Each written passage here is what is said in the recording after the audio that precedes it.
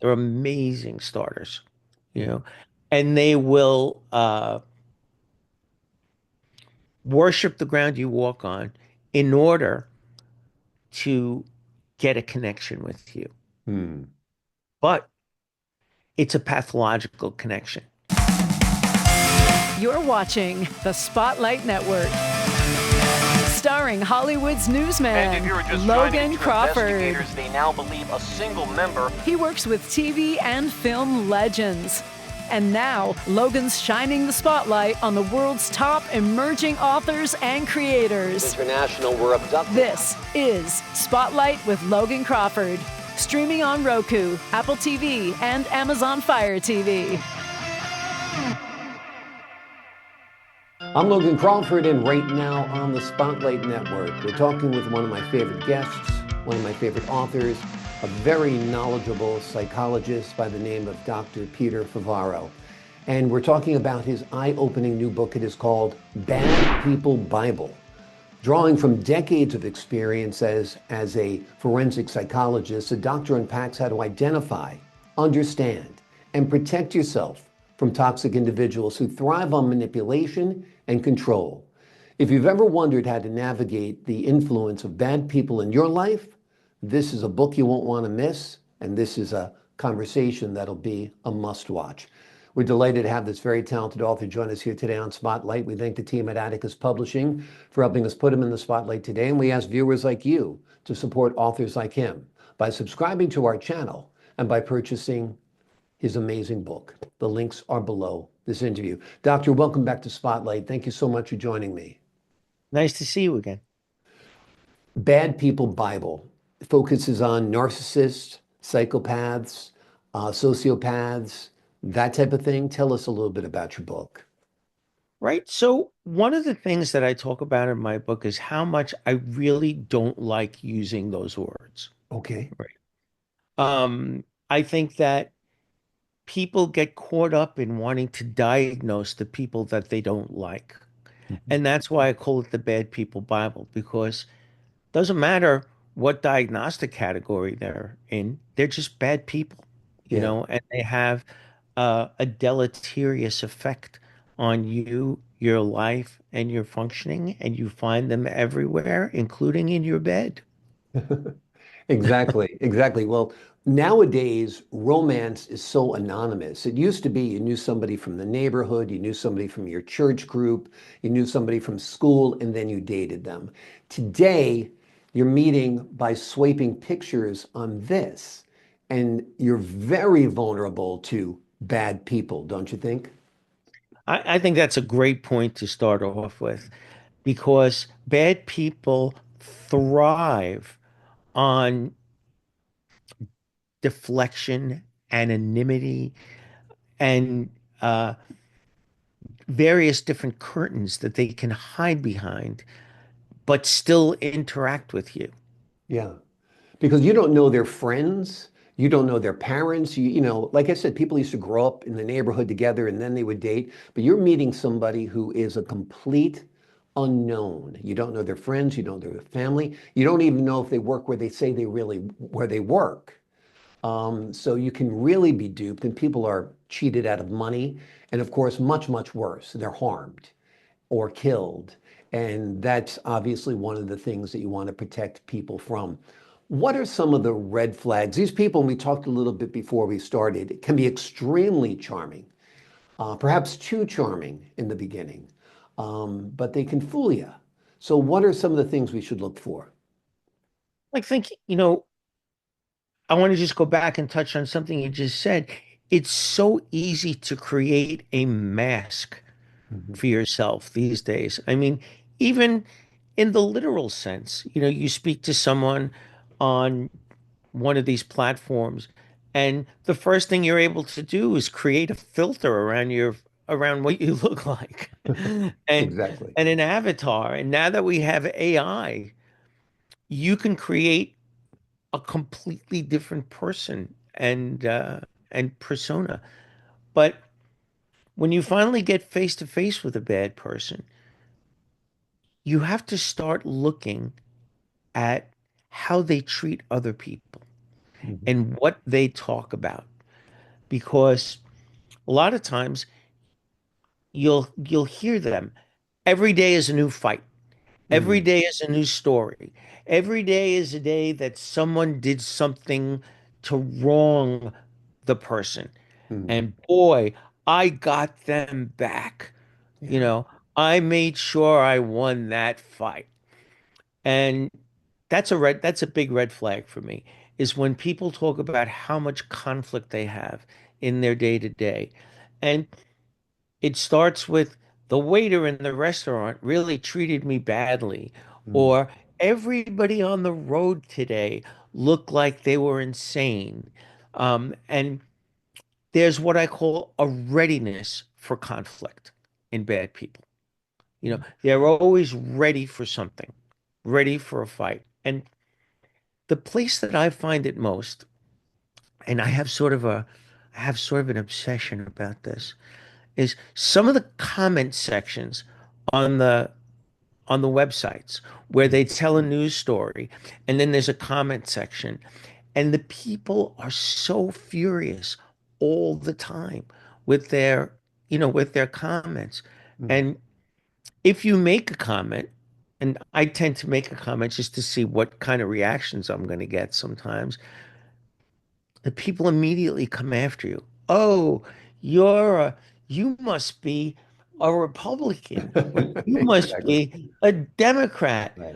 All right, MAGA supporter. Or you don't say Yeah. anything. Nobody, nobody Why, would know why do any you of think those things. people are so ready to eviscerate other people? Is this a byproduct of the digital age? Is it playing more into our bad people tendencies? I think that the current culture really does not prioritize civility. Hmm. You know, the current culture, uh, I don't want to say it's generational, but in reality, I do think it is to some Hmm. extent, where people are, when people can't contribute positively to a conversation, what they contribute is criticism Yeah. and hate, you know, and a lot of it is around all the gender identities that are there. It's not enough to just say, look, I appreciate the lifestyle. I don't deny you anything that you want to be, but don't force it on me, Hmm. and don't demand that if I'm in a room with 30 people, I have to memorize everybody's gender identity. Exactly. I just want you to be nice. That's Right. all. I Exactly. don't want you to be this gender or that gender. And I'm happy if you're happy being that. But Exactly. just be nice, you know, and Exactly. and that's what I think we're missing in our culture today Yeah, I think is you the hit the nice. nail. The niceness, the civility, the kindness, the doing for others as you would have them do unto you, the golden rule, of course. I Right, think that is missing, and I think it's accelerated by and exacerbated by the digital age because we have a lot of anonymity there, so we can hide. I'm not going to call you this or that to your face because you might punch me in my face, but I'll do right. it on my keyboard. Let's talk about love bombing. I know it's a term that's used a lot, and we see bad people employing this technique of love bombing. Talk a little bit about love bombing and how people use it to manipulate their victims. Well, there are two diagnostic terms that I encourage people not to use. One is called the borderline personality, Mhm. and the other one is called narcissistic personality disorder. And the reason why I don't like those terms is that if you're a man and you're a narcissist, well, you're just a guy, right? All guys are like that. Right. But if you're a woman and you're a borderline, then you're out of your mind crazy. Mhm. So one of the reasons why I don't like those terms is because for women, they're very misogynistic. But both of those types of people, which I will just refer to as bad people, Mhm. uh, they're very good starters. in Yeah. relationships. They're amazing starters, you know, and they will worship the ground you walk on in order to get a connection with you. Hmm. But it's a pathological connection Hmm. because when you try to leave that relationship, then the person will hate you as a reason to stay connected to you. Hmm. They'll stay connected to you through conflict if they can't stay connected to you through love or friendship or anything like that. And I know that you and I have spoken about all the work that I do with divorced people Yeah. and high conflict divorced people. And that is the biggest dynamic that you see, the love bombing at the beginning of the relationship, and then the forever conflict around the kids that just doesn't stop when the relationship stops. I've I've had cases where people continue fighting over custody of the couch, Oh, I believe it. I believe it. I you believe it. know. And I've heard it said, and I think it's very true, the opposite of love isn't hate. The opposite of love is apathy. So if you feel nothing after you're divorced, that's where you should be.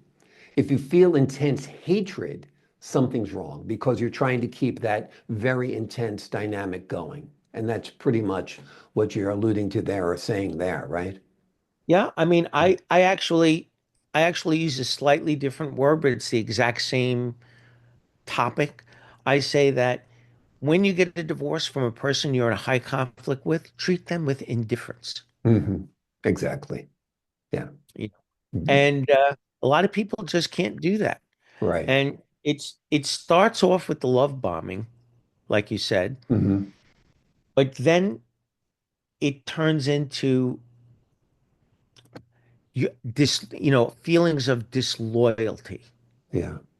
You know, I'm going to treat you like a queen or a king, but if you do something that I don't like, then you're being disloyal to Yeah. what you said you were going to be. And I think feelings of disloyalty are among the most toxic things that can happen. And bad people bring them out. Yeah. I think Amazing. that uh, it's uh, it's a real pathological dynamic in relationships. Yeah.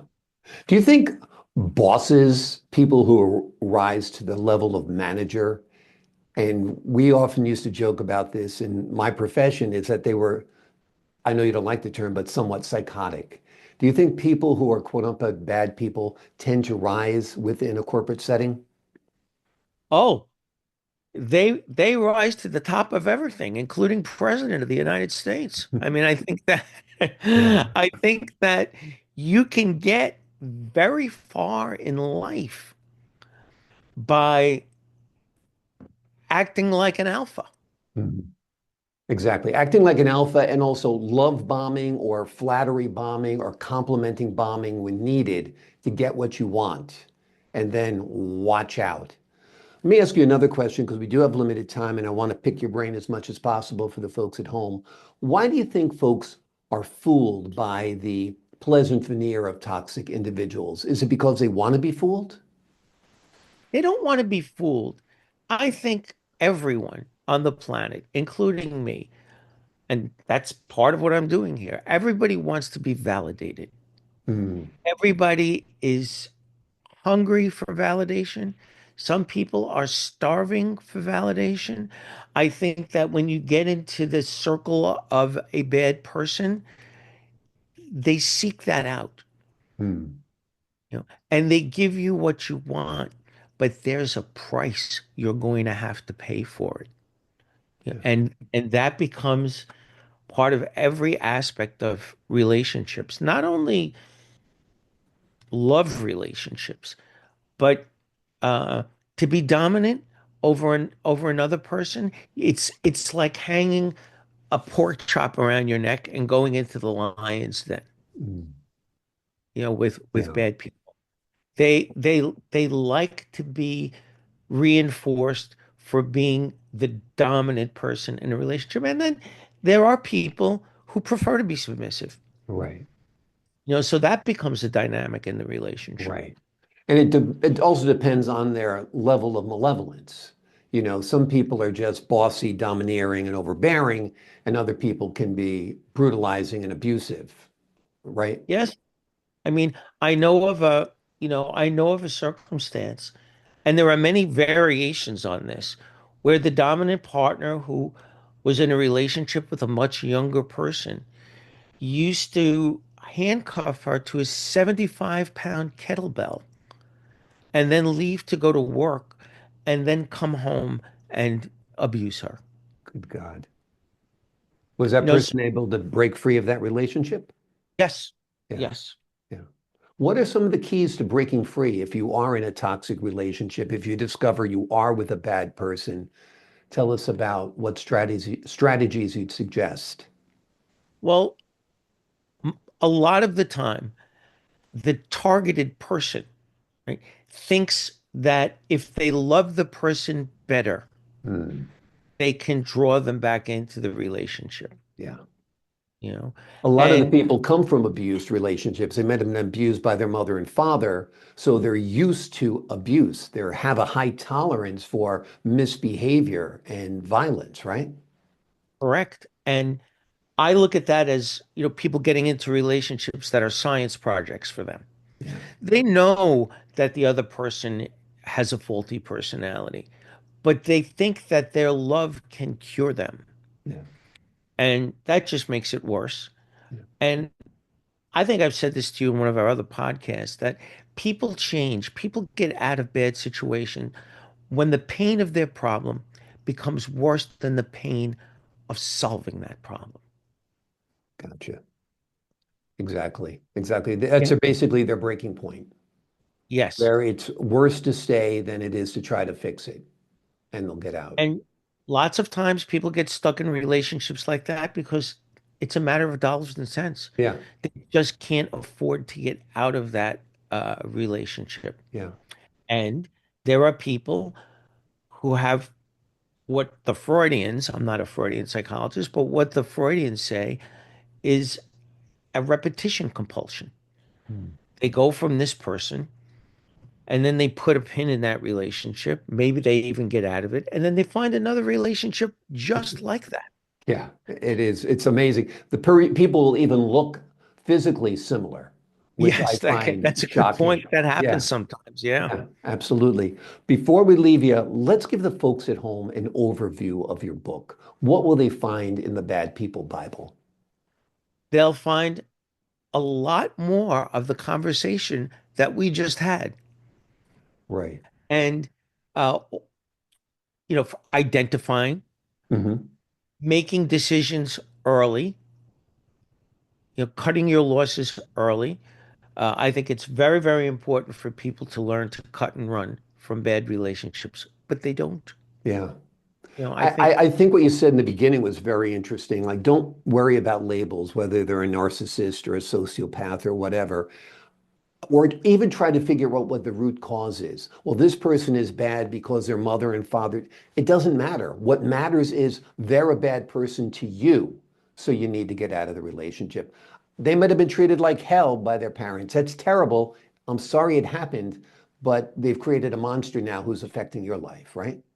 yes, I think that giving a diagnosis to someone who's bad in your life is just a way to perpetuate what's happening in that relationship because they're always looking for a way to validate that diagnosis. Yeah, exactly. He's not a bad person. He just has this disorder. No, he's a bad Right. person. And you'll find him in the Bad People Bible, which is the name of the book, the Bad People Bible.